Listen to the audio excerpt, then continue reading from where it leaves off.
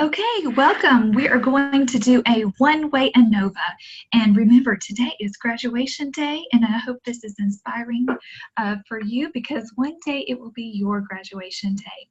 So with analysis of variance, what we're doing is we're looking to see if there are statistically significant differences between groups, between two groups, but you should really do a t-test if you're going to do two groups, or three groups or four groups among a dependent variable. So your research question is basically, is there a difference in your dependent variable, whatever you're measuring?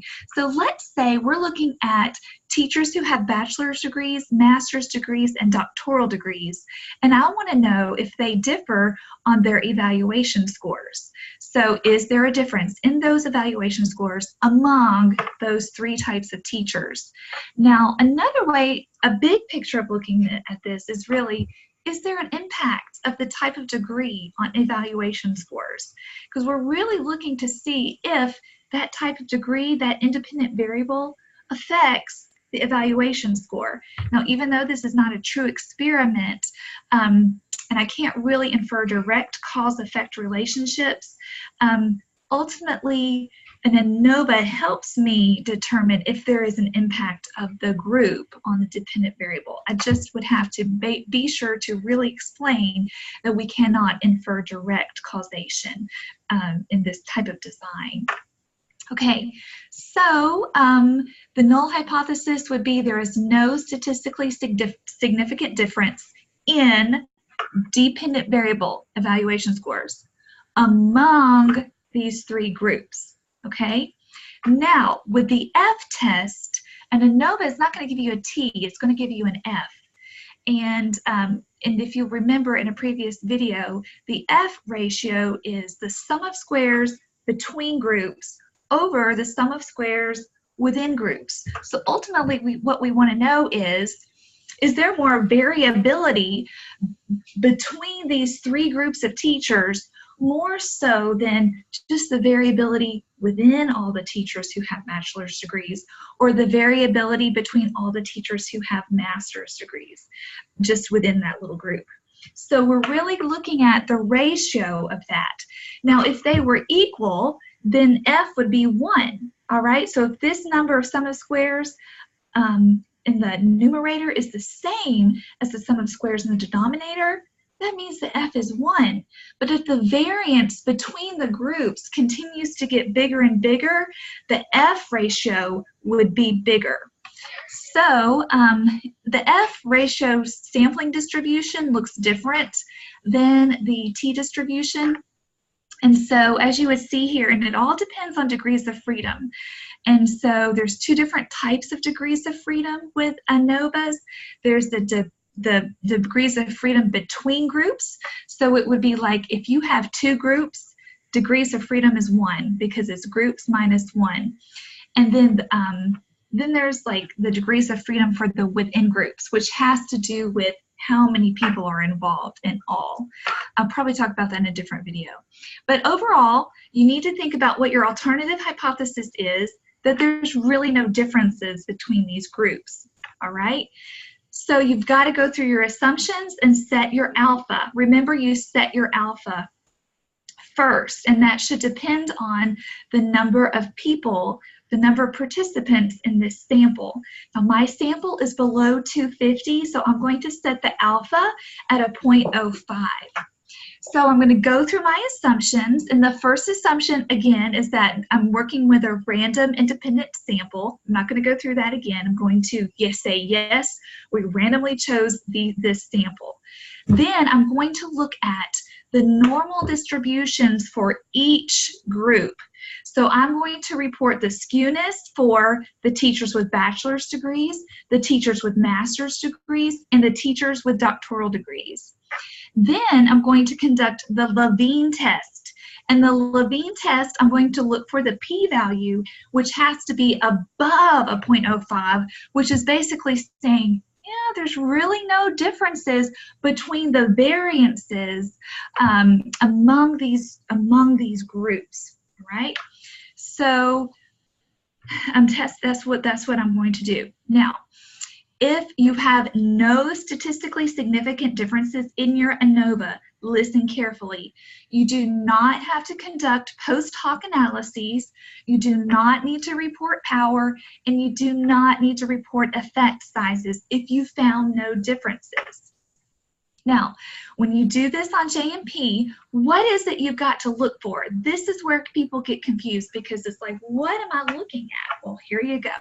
You look at the F ratio. Again, this is the ratio of the sum of squares between groups over sum of squares within groups. So you report the F value, and then in parentheses, you put the degrees of freedom. You put this number first, comma, then you put this number, 53, into parentheses, equals 4.68, comma, P equals 0.01. Now, this right here in JMP, it doesn't say between degree groups. It doesn't say the words between. It just is telling you what that variable is. It does not use the word within groups, but it uses the word error. And I want you to understand that this word error is really talking about the within group variance. The variances within each group. So that's what this is. You're not really going to look at anything else here. When you conduct post hoc analyses, if this right here is statistically significant, you've got to find out where are those differences. And so you would look right here. All right, and you would say, okay, there's a difference between the doctoral level and the bachelor level teachers, and it is statistically significant. You report power, and there's what that looks like. Now, to do effect sizes for ANOVA, you do partial eta squared. And so I would recommend this specific calculator, and I'll probably need to go back and include the link there for you. But right here, you put what the F value is, and you put the degrees of freedom for the between groups and the degrees of freedom for error or within groups. And I just showed you that. You hit calculate, and it'll show you the partial eta squared. Now I have right here, how do we interpret that? Well, that means there is a large difference here. There is a large difference somewhere between these three groups. Well, and then to calculate specifically, you found the difference between bachelor's and doctoral degrees. Between those two groups, you're going to use the Cohen-Dees calculator again. And I would recommend what we use for independent t-tests, this calculator right here. And so you enter the means of bachelor's and the means of doctorate and the means of bachelor's, and it will show you what the effect size is, and that indeed there is a large difference. All right, so when you write this up, I have it for you spelled out here, and you have access to this document. It will be updated with that partial eta squared calculator. But you say there was a statistically significant difference. You say there was a large effect. All right, you say partial eta squared. That little Greek N-looking thing is called eta. And then you say we did a Tukey's post hoc analyses. And so you would just spell out doctoral degrees had higher scores, statistically significantly higher. All right, and these differences were overall, I think that's actually a large effect. I would actually need to go back and look in the Hatcher book, but it's a large effect. And power was 70.76, so we had a 76% chance of correctly rejecting the null hypothesis here. Now, I don't want you copying this word for word every time. It would be bad for every Lipscomb dissertation to look exactly like this, but this is a general guide for you. Now, when you make a table, you would need to include the sum of squares between and the sum of squares within. Now, where does that come from?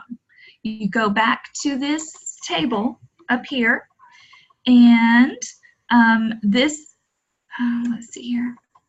Yeah, this is the sum of squares between, this is the sum of squares within. That's where those numbers are coming from. Again, it is not important to just repeat what you've already said in a table. However, I do think it's good to have a table if you were looking at more than just evaluation scores, all right? So if you were looking at number of days absent, or you know, whatever other variables you were looking at, it would especially be important to have a table. And you may have more than 3 groups, and that's all not going to fit here. So maybe you would just have a table for the different groups, and then a table just showing what the F value is from the results of the ANOVA. Okay, so that is how you do a one-way ANOVA. You guys have a great day.